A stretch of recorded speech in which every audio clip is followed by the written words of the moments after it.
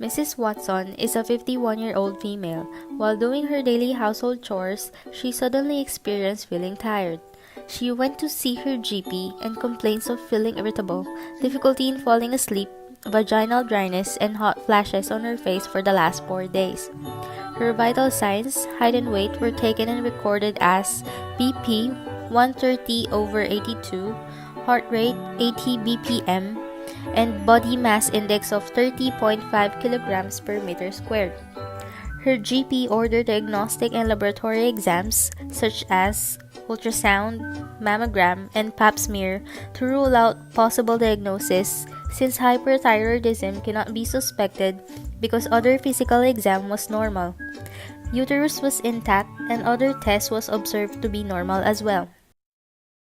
In this video, we will talk about menopause, a woman's natural transition to life.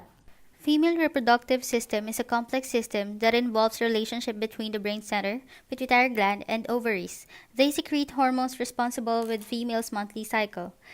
So what is menstruation and how it leads to menopause? Menstruation refers to changes that occur naturally in women.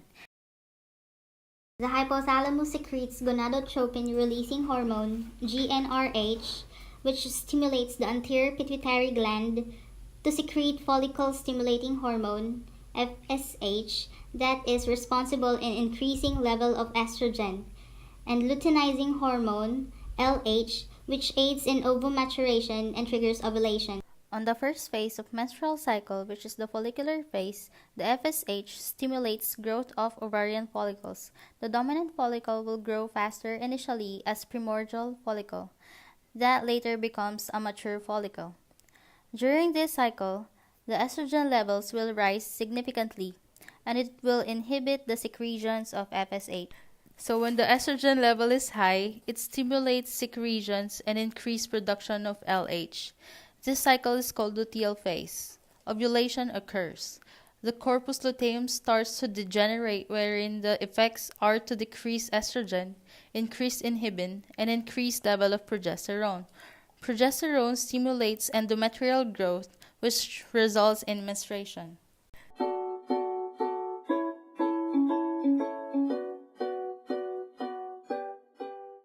In menopausal period, the hypothalamus secretes GnRH that stimulates the anterior pituitary gland to produce FSH. FSH stimulates the ovaries for the maturation of ovarian follicles. However, due to aging, the number of follicles decrease and become exhausted.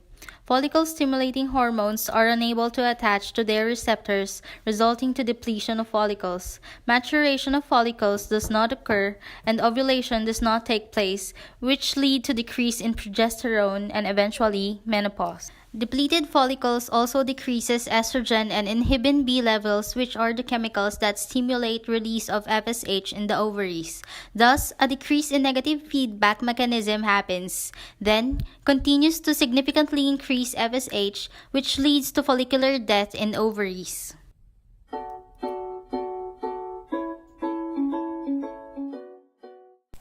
Low levels of estrogen affects the central nervous system by decreasing upper threshold of thermoregulatory center in hypothalamus and increasing core body temperature.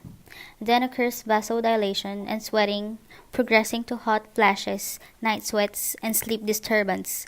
Worse, leading to depression, fatigue, and irritability. This also directs to increased body temperature, blood pressure, and heart rate. Decreased estrogen affects the urogenital mucosa. It also lowers blood flow in vaginal epithelium, causing to have increased vaginal pH, decreased secretions, epithelial atrophy, leading to vaginal dryness and frequent irritation. Of low estrogen in the body may cause a decrease in metabolism and further accumulation of fats in the abdomen or visceral fat deposits, which lead to weight gain. In case that this is not prevented, it will progress to higher BMI, indicating obesity, and worse, myocardial infarction. Cardiovascular is affected by the decreased amounts of estrogen, since it has the ability to increase LDL, bad cholesterol, decrease HDL, good cholesterol, and vasoconstriction, which indicates to higher risk of atherosclerosis, further leading to myocardial infarction.